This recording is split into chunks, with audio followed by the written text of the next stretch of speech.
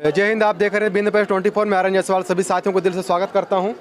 आज मैं ऐसे योद्धा के बारे में बताना चाह रहा हूं और ऐसे योद्धा से आपको मिलवाने का मैं प्रयास कर रहा हूं। लगभग बीते कई दिनों से सोशल मीडिया में आपने कई अच्छी उनके बारे में बातें चल रही थी, लेकिन उन अच्छी बात चलने से पहले की मैं जो स्थितियाँ बता दूँ।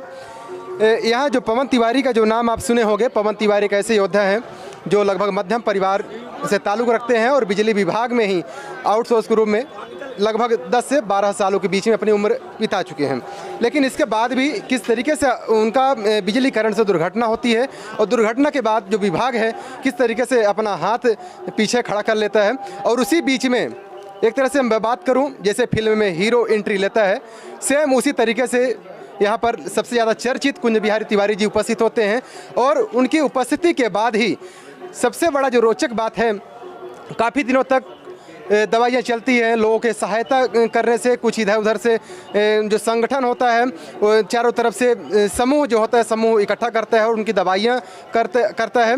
और इसके बाद में पवन तिवारी के जो घर की जो स्थितियाँ थी, तो जितना भी उनके पास ज़मीन थी और ज़मीन से जो भी प्रॉपर्टियाँ थी उनको बेचना पड़ जाता है। और इसके बाद में जो लास्ट में एंट्री होती है सोनू सूद, जिनका लगभग सभी साथी जानते हो किस तरीके से पूरे देश में वर्चस्व है, ऐसे ही मैं अपने प्यारे भाई पवन तिवारी से मैं आपको मिलवाना चाहता हूँ। बिंद प्रेस 24 में पवन तिवारी भैया, नमस्कार सर। स्वागत है। नमस्कार सर। जैसा कि आज इन कर्मचारियों के बीच में संजोग से आपका भी मिलना हुआ और उस मिलने के साथ में मुझे ये ताजुब सी बात लगती है, जिस तरीके से विभाग दावा करता है कि हमने पवन तिवारी को कई तरह के फंड प्रोवाइड कराए।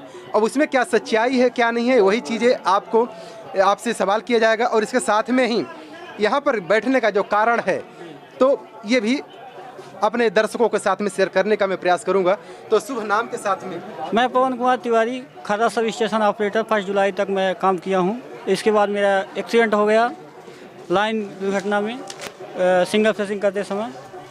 और मैं बहुत गरीब घर से हूं और मेरी इस परिस्थिति बहुत ख़राब चल रही है। और मैं इसके बाद भी अपनी लड़ाई जारी किया हूं। और मैं उसके बाद हमारी दवाई यहाँ मैं संजय गांधी अस्पताल में एडमिट हुआ। एडमिट होने के बाद मैं नागपुर में हमारी टोटल दवाई चली, जो कि सर द्वारा बोला जा रहा है कि पवन तिवारी को 60,000 रुपये दिया गया। पवन तिवारी को अभी तक उनकी तनख्वाह नहीं दी गई और 60,000 रुपये बोला जाता है कि 60,000 रुपये दिया गया। तो जैसे कि पवन भैया इसमें मेंशन है कि 2 लाख रुपए का चेक दिया गया। जी हाँ। तो क्या आपके अकाउंट में 2 लाख रुपए आया? 2 लाख रुपए 90% विकलांगता होने के कारण हमको दिया गया। अच्छा। 90% हमारी विकलांगता। बहुत धन्यवाद। जैसे कि यहाँ जो अधिकारियों के द्वारा जो मेंशन है 40,000 रुपए का जो भुगतान है, तो कंपनी द्वारा किया गया। अब ये कलेक्टर साहब द्वारा हमारे पास मैसेज आया था कि आपको ये 40,000 रुपये पे होगा अकाउंट में, और हमारे पास वो रखा भी है। और ये अधिकारी बोलते हैं कि 40,000 हमने डाला और कलेक्टर साहब बोलते हैं कि 40,000 हमने डाला। और 2 लाख रुपए का चेक है जिसका मैं उसको फोटोकॉपी करा के अपने पास रखा हूं। और इसके बाद हमको कोई पैसा नहीं मिला। और ये जो कंपनी बोलती है कि 60,000 रुपये वहाँ मैं दिया हूं पवन तिवारी को, तो हमको 1 रुपये कंपनी नहीं दी। जैसा कि भैया ये बहुत बड़ा एक तरह से आरोप है, बहुत बड़ा आरोप है सर। जिस तरीके से सारे कर्मचारी आरोप लगा रहे हैं, तो FIR दर्ज होनी चाहिए सर। क्या बोल रहे हैं आप? FIR दर्ज इनके नाम से होनी चाहिए जो ये सब कर रहे हैं अधिकारियों के नाम से। जी जी। सर एक चीज़ मैं आपको भी बिंद प्रेस 24 में बहुत मैं आपका स्वागत करता हूं। जैसा कि सर बैठ करके जो आपसे रूबरू होने का और दर्शकों के साथ में कुछ बातें जो अच्छी चीज़ें होती हैं, बुरी चीज़ें, वो साझा करने का मेरा बहुत बड़ा सौभाग्य है। जिस तरीके से पवन तिवारी की जो स्थितियाँ थी और इस स्थितियों के बाद में आपकी एंट्री होती है और एंट्री होने के बाद में एक पूरे बिंद में एक अलग सा माहौल बनता है और लोग आगे खड़े होते हैं। और उसके बाद में भी आप रुकते नहीं हैं और इस पवन भैया के लिए आप सोनू सूद तक पहुंच जाते हैं, जो कि अगर मैं बात करूं भौतिक स्थिति में सोनू सूद जी का काफ़ी हम सब लोगों के ऊपर बहुत बड़ा उनका आशीर्वाद रहा है और हम सब उनके लिए ऋणी हैं। तो यहाँ तक आप कैसे उनसे मदद लेने तक के लिए पहुँच पाते हैं? देखिए, हम और आप सब सनातनी लोग हैं, ईश्वर पे भरोसा करते हैं। जब अत्याचार अनाचार बढ़ा है, कोई आत्मा आती है और सहारा देती है। कोरोना काल में आपने देखा कि रीवा जिले के पूर्व मंत्री ने ट्विटर पे रीवा के मजदूरों के लिए मदद मांगी थी और इन्होंने, राजेंद्र शुक्ला जी ने 2 बस मांगी थी, सोनू सूद जी ने 3 बसें भेजी थी और भर के रीवा के लोगों को। हम लोग जिस तरह से लड़ रहे हैं, एक तरह का जन जागरण चला रहे हैं, उसमें सफलता पहली बार हम लोगों को तब मिली। सोशल मीडिया का सही फायदा तब दिखा जब लोगों ने पवन की ज़िंदगी बचाने के लिए 5 रुपये, 50 रुपये, 100 रुपये से लेकर 50,000 तक दिया। अभी जैसा आप देख रहे थे, यसी साहब सरकारी पैसा जेब से दे दिए हैं, सरकारी पेमेंट चेक से, RTGS से, नेफ्ट से या ड्राफ्ट के माध्यम से उन्होंने पेमेंट कैसे किया? एक सरासर झूठ है, इन्होंने फर्जी बात की है। और सोनू सूद जी पवन के बाद 3 और लोगों को बुलवाए हैं, उनकी भी दवाई हो रही, फ्री व्यवस्था करते हैं, खाना, रहना, दवाई। ये यहाँ के प्रशासनिक तंत्र के ऊपर एक करारा तमाचा है। एक व्यक्ति इतना कर सकता है, सरकार ये सिस्टम कुछ नहीं कर सकता। ये करना नहीं चाहते, ये वही काम करते हैं जिसमें इनको दलाली मिले। जनता से इनका कोई लेना देना नहीं है।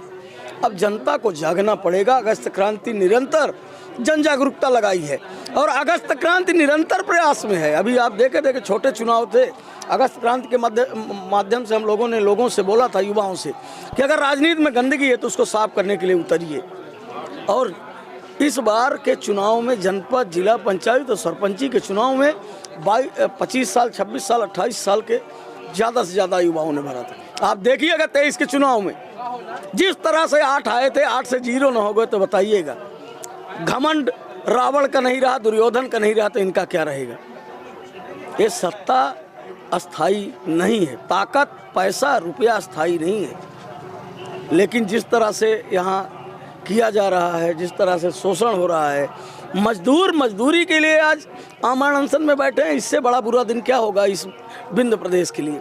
40% राजस्व विंध्य से जाता है। पूरे प्रदेश का खर्चा जिस विंध्य से चलता है। आपने मीडिया के माध्यम से देखा होगा कि अगस्त क्रांति मंच के पास देवसर से एक बिजली कर्मचारी ने सहायता मांगी है, आउटसोर्स साहू है, बिजली से जुलाई में जले थे, पूरा अंग उनका सड़ रहा है, कोई देखने वाला नहीं है। सोनू सूद जी से हम लोगों ने मदद मांगी है। कल उनके तरफ से रिप्लाई आया है कि अगस्त क्रांति के साथी उनके घर जाएं, तत्काल उनके जो घर वाले उनकी सहायता करें और उनको कैसे, उनके क्या क्या ट्रीटमेंट चल रहे हैं उसकी कॉपी उन्होंने मांगी है सोनू सूद जी ने। और फिर उनको तत्काल जो हिंदुस्तान के बेस्ट इलाज होगा, डॉक्टरों से संपर्क करेंगे। उसके बाद उनको भी बुलवाया जा रहा है।